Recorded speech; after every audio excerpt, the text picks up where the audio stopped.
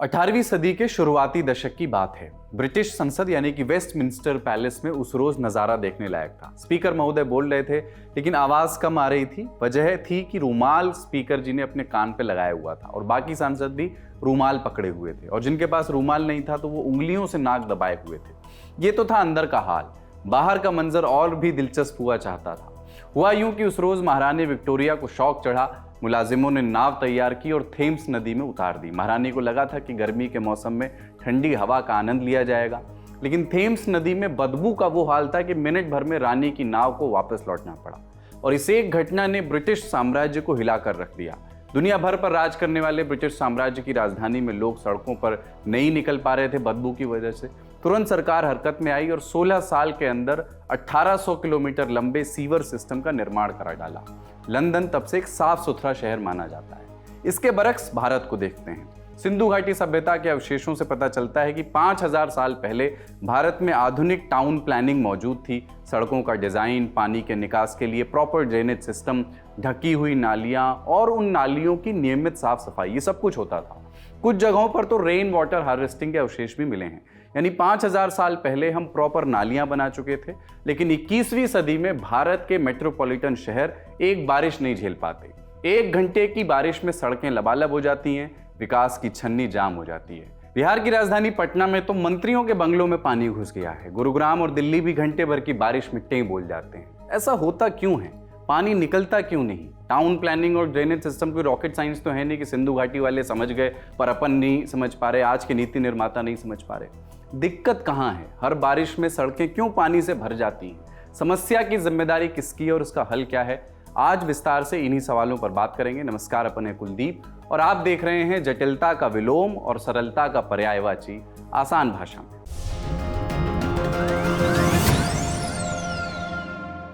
घर में सिंक जाम होता है तो प्लम्बर भैया पूछते हैं कि चाय पत्ती तो डंप नहीं कर रहे थे इसमें, लेकिन शहर में लबालब सड़कें देख करके लगता है यार इतनी चाय कौन पी रहा है। सिस्टम की नाली में काहिलियत फंसी है या कचरा, इस पर आगे हम बात करेंगे। पर पहले समझिए कि ड्रेनेज सिस्टम यानी कि नालियां काम कैसे करती हैं। आप कहेंगे कि ये कोई समझने वाली बात है, और हम कहेंगे कि समझने वाले समझ गए होते तो दिल्ली का ये हाल ना होता।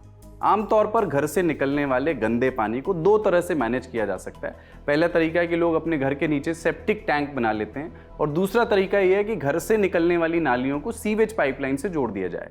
इस तरह गंदा पानी सीवेज पाइपलाइन के रास्ते शहर से बाहर निकल जाएगा। इसी को कहते हैं ड्रेनेज सिस्टम।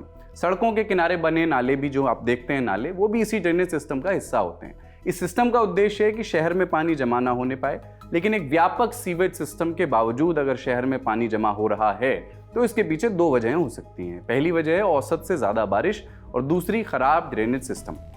अब पहला केस, मान लीजिए कि उस साल बारिश तो उतनी हुई जितनी होती है हर बार, जितनी औसतन होती है, लेकिन ड्रेनेज सिस्टम में दिक्कत है। ऐसे केस में शहर में जलभराव की पूरी संभावना है। उदाहरण, एग्जाम्पल, दिल्ली का केस लेते हैं। दिल्ली में ड्रेनेज सिस्टम करीब 50 साल पहले बना था। तब दिल्ली की आबादी कितनी थी? 60 लाख। और ड्रेनेज सिस्टम इस हिसाब से बनाया गया था कि एक दिन में अगर 50 mm बारिश हो तो शहर में जलभराव ना हो। ये कितना दूरदर्शी प्लान था आप इस बात से समझिए कि जब दिल्ली में 1976 में ड्रेनेज सिस्टम बना और उसी साल मई महीने में एक रोज 60 mm बारिश हुई, उस वक्त भी दिल्ली का ड्रेनेज सिस्टम पूरी तरह से बारिश झेलने के लिए तैयार था। 1976 से अब वर्तमान की तुलना करते हैं, तब से काफी पानी बह चुका है। 50 साल में दिल्ली की जनसंख्या 60 लाख से बढ़कर के करोड़ों में पहुंच गई है। दिल्ली सरकार women and main in Delhi 2023 report के मुताबिक दिल्ली की जनसंख्या 1 करोड़ 67 लाख है, ये उनका दावा है। लेकिन वर्ल्ड पॉपुलेशन रिव्यू के मुताबिक दिल्ली की जनसंख्या 3 करोड़ 38 लाख हो चुकी है। ये आंकड़ा ज़्यादा बिलीवेबल लगता है क्योंकि इलेक्शन कमीशन का जो आंकड़ा है उसके मुताबिक 2024 लोकसभा चुनाव में दिल्ली में 1 करोड़ 52 लाख तो सिर्फ वोटर ही थे। यानी 1.5 करोड़ लोग ऐसे थे जो 18 साल से ऊपर हैं और जिनका वोट भी दिल्ली में है। लेकिन यहाँ रहते हैं लाखों ऐसे लोग जिनका वोट अपने गृह प्रदेश में है। यानी दिल्ली में सरकारी आंकड़े से कहीं ज्यादा लोग रहते होंगे, ये कॉमन सेंस से कहा जा सकता है। 50 साल में हुआ ये कि जनसंख्या बढ़ने से मकानों की संख्या में बहुत तेजी से इजाफा हुआ। यानी जो खाली जमीनें थी जहां बारिश का पानी जो पहले जहां से सोखती थी वो कम हो गई। दूसरी चीज, जनसंख्या बढ़ने की वजह से मौजूदा ड्रेनेज सिस्टम पर भी जोर पड़ा। ड्रेनेज सिस्टम 1976 का ही है, लेकिन अब उसमें करीब 4-5 गुना ज्यादा घरों से निकला गंदा पानी और सीवेज जा रहा है। कुल मिलाकर दिल्ली में ड्रेनेज सिस्टम की जो हालत है अभी, अगर 50 mm बारिश भी हो जाए तो जलभराव की स्थिति बन जाती है। एग्जाम्पल, इस साल IMD के मुताबिक 26 जुलाई के रोज 39 mm बारिश हुई मात्र, जो कि 50 mm से कम है काफी। फिर भी 27 जुलाई को ऐसा जल भराव हुआ कि करोल बाग की राव IAS कोचिंग अकेडमी में 3 बच्चों की दुर्भाग्यपूर्ण मौत हो गई। तो ड्रेनेज की जर्जर हालत से क्या होता है ये आपने देखा। अब दूसरी सिचुएशन देखिए, क्या होता है जब पहले से जर्जर ड्रेनेज सिस्टम के साथ साथ बारिश भी औसत से ज्यादा हो जाए, यानी कंगाली में आटा गीला। एग्जाम्पल, 28 जून 2024 दिल्ली में एक दिन में 228 mm बारिश हो गई, जो 50 mm की कैपेसिटी के मुकाबले 4 गुना से भी ज्यादा थी। इस कारण दिल्ली के कई इलाकों में जल भर गया। बीकाजी कामा प्लेस, प्रगति मैदान, धौला कुआं, ITO, कई पॉश इलाकों में भी पानी भर गया। पटना का केस देख लीजिए, हम उदाहरण अभी सिर्फ राजधानियों का दे रहे हैं, आप अपने शहर का हाल कमेंट बॉक्स में लिखिएगा। तो पटना विमेंस कॉलेज के एक रिसर्च पेपर के मुताबिक पटना का ड्रेनेज सिस्टम जो है 1936 में बना था। इसके बाद इसमें कुछ सुधार जरूर हुए, लेकिन ड्रेनेज सिस्टम में विस्तार के मुकाबले जनसंख्या की गिनती कई गुना बढ़ती गई। ये ड्रेनेज सिस्टम कितनी बारिश को झेलने के लिए बना था, इसका लेखा जोखा तो नहीं मिल पाया, लेकिन 11 अगस्त को हुई 41 mm की बारिश से वही हाल हुए जो शहर के कई इलाकों में मंत्रियों के बंगलों में पानी भर गया, जो हमने आपको शुरू में बताया। और गुरुग्राम, उसकी हालत तो ये है कि आप मेरी घड़ी रख लो, पर जुलाई अगस्त में गुरुग्राम ना बुलाओ। ज़्यादातर शहरों में ड्रेनेज सिस्टम की जो कैपेसिटी की कमी है, उसके अलावा कुछ और दिक्कतें भी हैं, जैसे कि एनक्रोचमेंट। अति सर्वत्र वर्जयेत बट अतिक्रमण सर्वत्र हैपनिंग। कई कॉलोनियों में लोग नालियों पर कब्जा कर लेते हैं, इससे पानी का बहाव वहाँ रुक जाता है।